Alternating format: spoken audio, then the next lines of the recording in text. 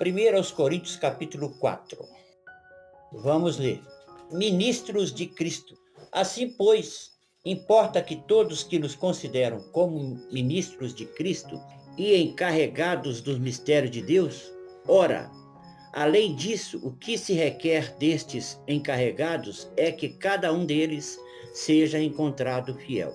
Mas a mim, pouco importa ser julgado por vocês ou por um tribunal humano. Nem eu julgo a mim mesmo, porque a consciência não me acusa de nada. Mas nem por isso me dou por justificado, pois quem me julga é o Senhor. Portanto, não julguem nada antes do tempo, até que venha o Senhor, o qual não somente trará à luz plena todas as coisas ocultas das trevas, mas também manifestará os desígnios dos corações. E cada um receberá o seu louvor da parte de Deus. Meus irmãos, apliquei estas coisas figuradamente a mim mesmo e a Apolo por causa de vocês, para que por nosso exemplo vocês aprendam isto. Não ultrapassem o que está escrito, para que ninguém se encha de orgulho a favor de um em prejuízo de outro. Pois quem é que faz com que você sobressaia?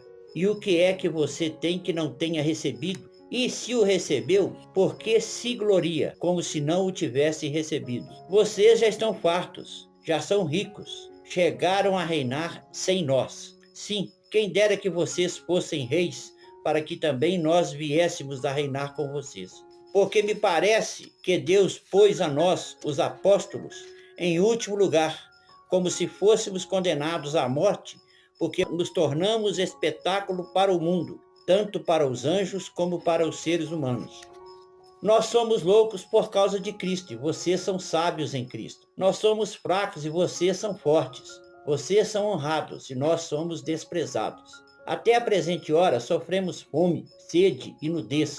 Fomos esbofeteados e não temos morada certa. E nos afadigamos trabalhando com as nossas próprias mãos. Quando somos insultados, bendizemos. Quando somos perseguidos, suportamos. E quando somos caluniados, procuramos conciliação. Até agora, temos chegado a ser considerados lixo do mundo, escória de todos. Não escreva estas coisas para que vocês fiquem envergonhados. Pelo contrário, para admoestá-los como a meus filhos amados. Porque ainda que vocês tivessem milhares de instrutores em Cristo, não teriam muitos pais, pois eu gerei vocês em Cristo Jesus pelo Evangelho. Portanto, eu peço a vocês que sejam meus imitadores. Por esta causa, enviei até vocês Timóteo, que é meu filho amado e fiel no Senhor, o qual fará com que vocês se lembrem dos meus caminhos em Cristo Jesus, como por toda parte ensino em cada igreja.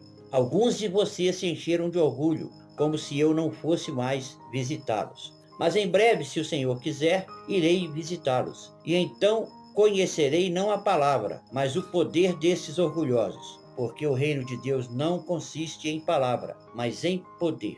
O que vocês preferem? Que eu vá até aí com um chicote ou com amor e espírito de mansidão? Nessa carta aqui, Paulo estava meio... Porque o Paulo, eu acho que ele tem um problemazinho emocional, sabe? E tem hora que é bravo, tem hora que ele é meio melindroso, tem hora que ele é irônico, igual ele falou com esse. Vocês já estão ricos, vocês já estão fartos, né? Nós não temos nada. Parece que Deus fez com que nós ficássemos desprezados, pobres, sofrêssemos, e vocês estão aí no bem bom e não estão nem aí para nós.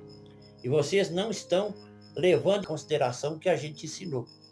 Então, na primeira parte aí, Paulo fala sobre a fidelidade dos dispenseiros. As pessoas que cuidam de pessoas precisam ser fiel. Fiel em quê? Fiel a Deus, fiel à palavra de Deus, fiel ao Evangelho, fiel ao estilo de vida que Jesus quer para nós. Então, quem cuida de pessoas tem que ser exemplo, porque Jesus fazia assim. Jesus já disse com todas as letras: eu vos dei o exemplo para que, assim como eu fiz, façais vós também. Então, quem é pregador do Evangelho, quem é ministro do Evangelho, a principal exigência que tem que ter para eles é a fidelidade. Não sucesso aparente, não é popularidade, o ministro fiel a Deus e que prega o evangelho é aquele que o que ele fala pode ser confrontado com a palavra que não vai desmentir o que ele falou. E tem muitos ministros aí famosos que estão falando uma asneira depois da outra, uma heresia depois da outra, ministros respeitáveis aí, sabe? Por causa da confusão que foi gerada no meio do evangelho, por causa de teologias direcionadas para agradar o ser humano. Teologia da prosperidade, teologia do tomar posse, né? Tomar posse. E eu participei desse negócio de tomar posse. Essa é mais antiga, hoje em dia está na moda, é a honra. A honra. Tem que honrar o líder. Tem que honrar, mas não do jeito que eles estão querendo. E tem alguns líderes aí que a palavra deles vale mais do que o que está na Bíblia. O livro que eles escreveram vale mais do que o que a Bíblia diz. Se ele falou que é de um jeito, você achou que é de outro jeito na Bíblia, você interpretou mal a Bíblia. O que vale é o jeito que ele interpretou. Aí você tem que seguir ele. Aí tem aquelas cartilhazinhas, sabe? Todo mundo tem que pregar a mesma coisa, todo mundo tem que fazer do mesmo jeito. Começam a imitar o líder. O pessoal da Universal, até o jeito de falar é igual o de Macedo. O pessoal da igreja lá do Malafaia já está falando igual o Malafaiazinho. Então, esse negócio de seguir líder que acaba se transformando em guru do grupo que ele pastoreia, isso aí vai contra a fidelidade ao evangelho. E o julgamento, do versículo 3 ao 5, ele fala que o julgamento final é de Deus. Ele se sentiu julgado, né, pelas pessoas que ele pastoreava. Ele visitava as igrejas regularmente. E vale deixar claro aqui que o que o Paulo chama de igreja aqui não é templo. São as pessoas que ele visitava nas casas onde eles se reuniam. Porque no começo o evangelho era de casa em casa. Não tinha mais liberdade de fazer reunião em sinagoga, em templo, mesmo porque eles já eram perseguidos. Então eles não podiam ter um templo, um local público de reunião. Então eles se reuniam nas casas. Então a igreja que Paulo chamava eram as pessoas. E até hoje é assim, a igreja somos nós. O Espírito Santo habita aqui, não é dentro de quatro paredes. Aqui agora é uma igreja porque nós estamos aqui. Aqui agora é um templo do Senhor Jesus, porque Ele está aqui em todos nós. Então não tem esse negócio de a gente se reunir para buscar o Espírito Santo. Vem Espírito Santo, vem Espírito Santo. Ele deve olhar para você assim, vem para onde? Estou dentro de você. Como é que você está me chamando? Você está sendo criança, você está sendo infantil. Você não está levando em conta o que a Bíblia diz. Você tem que ter coerência no seu relacionamento com Deus. Então ele não aceitava ser julgado, porque falou que eu não me julgo. E não estou preocupado com o julgamento de pessoas, nem tribunal humano, porque a minha consciência não me condena. E no final quem julga é Deus. E eu estou tranquilo diante de Deus. Mesmo porque o Paulo sabia também que o Espírito Santo estava tratando dele, assim como trata de nós hoje. O Espírito Santo estava aperfeiçoando ele, como nos aperfeiçoa hoje, até o dia do Senhor Jesus. Então a gente precisa aprender com Paulo, igual ele falou, me imitem o meu jeito de ser. Sou um homem cheio de problemas, cheio de defeitos. Às vezes eu sou nervoso, às vezes eu sou irônico, às vezes eu sou meio sarcástico, às vezes eu sou meio bravo com vocês.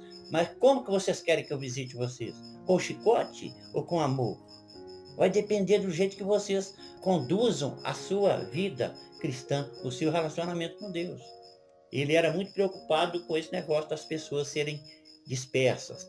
Eles foram ensinados na graça e eles acabaram banalizando a graça. Achavam que podia tudo.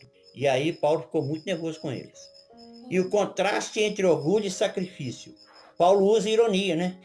Para confrontar a arrogância em Corinto. Já estáis fartos, já estáis ricos. Ele contrasta a posição realeza, entre aspas, deles com a dos apóstolos, que sofrem perseguição, fome e são tratados como lixo do mundo. E a paternidade espiritual. Paulo escreve para não envergonhá-los, mas para corrigi-los como a um pai amado. Ele os exorta a imitá-lo e avisa que visitará os orgulhosos, enfatizando que o reino de Deus não é feito de palavras, mas de poder. Aliás, aqui eu tenho a petulância de achar que Paulo estava meio equivocado, sabe? Porque Jesus disse, a ninguém chameis de pai. Nenhum é o nosso pai, a não ser o vosso pai que está nos céus. A ninguém chameis de guias, porque um só é o vosso guia, que é o vosso pai que está no céu. Então, a paternidade espiritual que eu creio e que eu acho que Paulo estava meio equivocado, é a paternidade do Espírito Santo em nós. O nosso Pai Celestial é um só, é o Pai de todos nós, de todos que temos o Espírito Santo em nós. Então esse negócio de pastor, isso aí é patacoada de evangélico. Pastor está no princípio aí de honra. Eu sou pai de vocês. Pai como? O que você fez para me gerar? Quem me trouxe para o Evangelho foi o Espírito Santo. Você pregou o Evangelho, tá certo. Mas quem me convenceu foi o Espírito Santo. Quem me convenceu do pecado, da justiça e do juízo. Quem está me aperfeiçoando para entregar perfeito para Jesus é o Espírito Santo. Você é pai de quem? Você é pai dos filhos que você gerou aí. Meu, você não é não. Um dia eu perguntei para um pastor assim, ó, ele se considerava meu pai espiritual, sabe? Minha cobertura espiritual. Eu perguntei para ele, qual que é a sua cobertura espiritual? Ele falou, fulano de tal. Ah, e qual é a cobertura espiritual do fulano de tal? Ele falou, fulano de tal, que era mais para cima. E qual que é a do fulano de tal? A dele é Jesus, é o Espírito Santo. Então eu vou sair debaixo do seu estudo, minha cobertura espiritual, a partir de hoje é o Espírito Santo. E foi nessa época que eu comecei a me aprofundar nesse negócio de Deus habitando em nós como templos do Espírito Santo. E aí, então, eu quero pegar um pedacinho do capítulo 5 para a gente entrar um pouquinho no que vem na próxima reunião. O capítulo 5 é focado na disciplina e na pureza da igreja. O apóstolo Paulo confronta a comunidade de Corinto por tolerar um caso grave de imoralidade sexual e instrui sobre como lidar com o pecado entre os membros. Eu vou ler 2 versículos aqui só para dar uma luz para vocês querem vir na próxima. 1 Coríntios 5. Ouve-se por aí que entre vocês existe imoralidade. E imoralidade tal como não existe nem mesmo entre os gentios. Isto é, que alguém se atreva a possuir a mulher do seu próprio pai. E vocês andam cheios de orgulho quando deveriam ter lamentado e tirado do meio de vocês uma coisa dessas. Eu, na verdade, ainda que fisicamente ausente, mas presente em espírito, já sentenciei, como se estivesse presente, o autor de tal infâmia. Aí depois a gente vai seguir para frente. Então, Paulo tinha acabado de conversar com os coríntios, no capítulo 4, sobre o orgulho deles, sobre a falta de disciplina deles no relacionamento com Deus. E tinha achado muito estranho, estava triste com eles por julgarem o ministério dele. Na época, Paulo era meio contestado, porque ele, dos apóstolos, foi o único que não andou com Jesus. Ele é um apóstolo aos gentios, entre os 12 ele não estava. Quando o Judas se suicidou, né, foi colocado Matias no lugar de Judas. E Paulo não conviveu com Jesus, então ele era questionado por isso. Então, apesar de ele ter tido aquele encontro em Atos dos Apóstolos lá, né, na estrada de Damasco, ele teve uma experiência profunda com Jesus durante 3 dias que ele ficou cego lá. Mas aí o Paulo fala sobre várias coisas aí no capítulo 5. Ele vai falar sobre moralidade, vai fazer a analogia do fermento, vai falar sobre a disciplina de se aplicar às pessoas que estão junto com a gente, mas que não estão com o mesmo relacionamento com Deus que a gente tem. As pessoas precisam crescer e crescer juntas. Às vezes Satanás coloca no meio de nós, não tem aqui não, lógico, coloca no meio de nós pessoas só para tumultuar. Pessoas que é para provocar contenda, para questionar tudo que as pessoas falam, para questionar tudo que está na Bíblia. Tem gente que questiona até o que Jesus falou, ele questiona. Não, mas Jesus falou assim, mas ele podia ter falado assim. Eu já convivi com gente, parei de conviver com esse tipo de gente. Então, o capítulo 4, ele dá um preâmbulo para entrar nisso. No 4, ele ficou reclamando, ficou colocando como que ele estava se sentindo em relação ao comportamento deles. Aí, no capítulo 5, ele vai entrar de sola. E no capítulo 6, ele já dá uma maneirada de novo. Então, na próxima reunião, nós vamos estudar o 5 junto com o 6, tá? Eu ia estudar o 4 junto com o 5, mas eu estou pensando que vai ser melhor estudar o 5 junto com o 6. Vamos deixar macio aqui. No 5 ele vai pegar pesado, tá bom? Eu quero dizer para vocês, para continuar pensando um pouco sobre o Paulo, é que o apóstolo Paulo, ele tinha uma pureza de fé, uma certeza de que Deus era com ele, uma forte aliança com Jesus, que ele abriu mão de tudo. Ele era um um sábio romano, né? Criado aos pés de Gamaliel. Era um cara muito culto, muito instruído e abriu mão de tudo para ir pregando o evangelho aqui, ali, aqui, ali. Sofreu vários naufrágios, 3 naufrágios, né? Foi preso várias vezes. 90% das cartas dele ele escreveu quando estava preso. Então ele ia lá, fundava uma igreja, juntava um grupo lá, ensinava a andar com Jesus. Depois eles prendiam ele, ia ficar sabendo o que estava acontecendo lá, mandava uma cartinha para eles, para falar, eu estou aqui preso, mas eu estou sabendo tudo que está acontecendo aí. E uma hora eu vou ir conversar com vocês. Vocês se corrijam aí, vocês corrijam a rota, porque eu vou aí, se Deus quiser, eu vou ir conversar com vocês. Agora vai depender de vocês se eu vou conversar com calma, se eu vou chegar com chicote. Se eu vou com amor ou se eu vou com cajado ou se eu vou com a vara, né? Porque o cajado é para puxar e a vara é para bater, né? Quando a gente está no relacionamento com Deus, quando a gente está querendo crescer no relacionamento com Deus, a gente tem que aceitar cajado e vara. E o Espírito Santo, ele é mestre em usar essas 2 ferramentas. Às vezes você toma uma varada que você nem viu que você tomou essa varada, mas depois você vai sentir que vai doer. Vai doer, você vai falar, puxa, essa aí, o Espírito Santo pegou pesado comigo. E às vezes quando você está meio para baixo, meio desanimado, meio querendo desistir de tudo, ele vem e te faz um carinho, que faz acontecer com você uma coisa que você não estava nem esperando, que é uma situação de festa para você. Uma pessoa que você não via há muito tempo aparece só para te dar um abraço, é ele te abraçando. Ele faz isso com a gente, ele cuida da gente o tempo inteiro.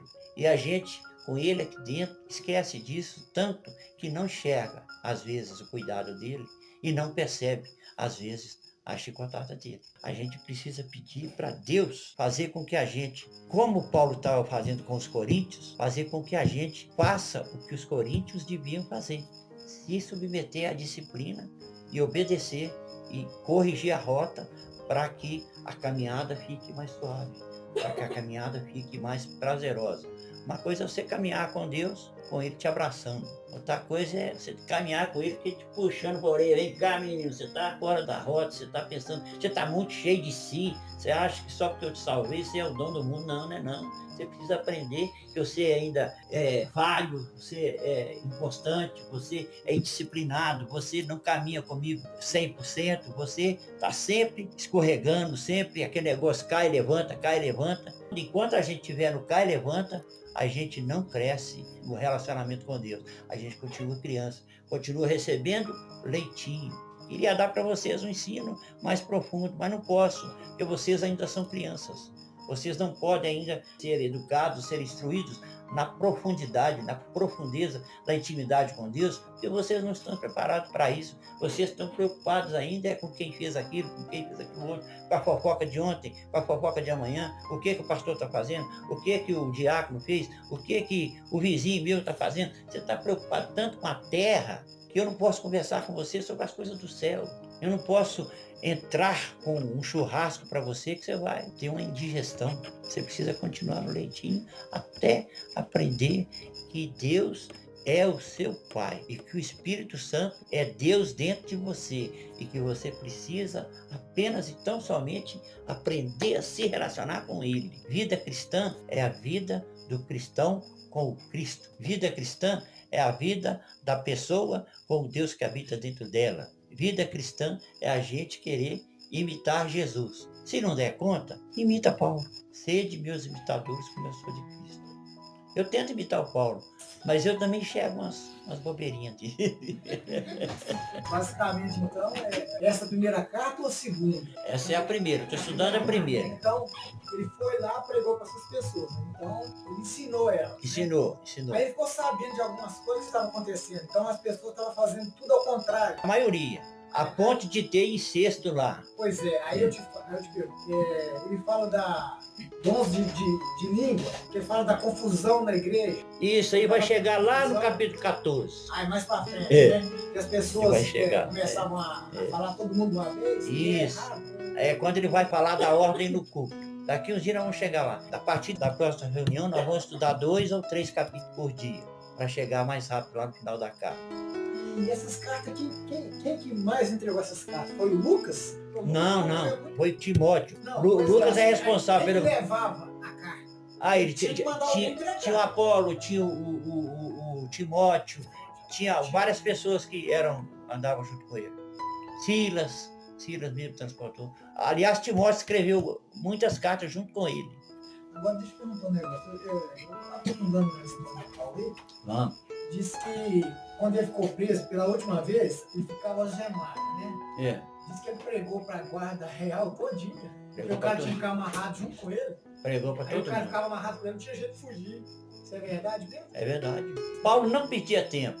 Paulo era um pregador que não perdia tempo. Mas 16 mil Onde? pessoas é gente demais, né? Onde ele estivesse, ele pregava o evangelho. Ele apanhava, pregava o evangelho. Eles prendia, pregava o evangelho. O Espírito Santo ia lá e soltava ele. Não, o gente tem que ouvir isso, eu não. Aí tinha que escutar. Ué. Tinha que escutar de qualquer jeito. Mas tudo que você descreveu aí de Paulo, antigamente, que Paulo falava com as pessoas, é o mundo de hoje. É agora. É o que o mundo fala com a gente. É agora. Né? Então, acabou lá aquela parte, mas a pessoa continua nos mesmos pecados, né? É difícil esse negócio de reconhecer Jesus como Salvador, porque aí tanto de gente que vai para o inferno, Deus me livre, eu acho. Tem muita distração, sabe? Muita distração. Essas distrações não deixam a gente escutar a voz que está aqui dentro. É uma coisa que a gente tem que falar sempre, Tem que para o Espírito Santo abrir os ouvidos, mente e olhos da gente, né? E coração. É aquele negócio, é exercitar a oração silenciosa. Mas, infelizmente, Ô, Daniel, eu acho que ainda a culpa é das igrejas. A culpa é de quem ensinou errado. Aí, na verdade, então, nós que somos membros, nós não significa nada perante a igreja. É aí que está a confusão do sistema religioso. Por que Judas fala? Que nós somos o quê? Sacerdócio real. Isso. Nós somos sacerdócio real. Não existe hierarquia no Evangelho. Se eu estou pregando o Evangelho, eu sou pregador. Se você está visitando os doentes, visitando os irmãos, você é um diácono que está servindo os irmãos. Se você está socorrendo uma viúva, você está vivendo o Evangelho sendo diácono, sendo dispenseiro. Tá? Então o Evangelho não é para ser, o relacionamento com Deus não é para ser baseado em uma pessoa em cima do palco dizendo o que você tem que fazer. Não, não é assim. Se você já morreu com Cristo, por que você ainda se sujeita a coisas do tipo não toques, não manuseis, né?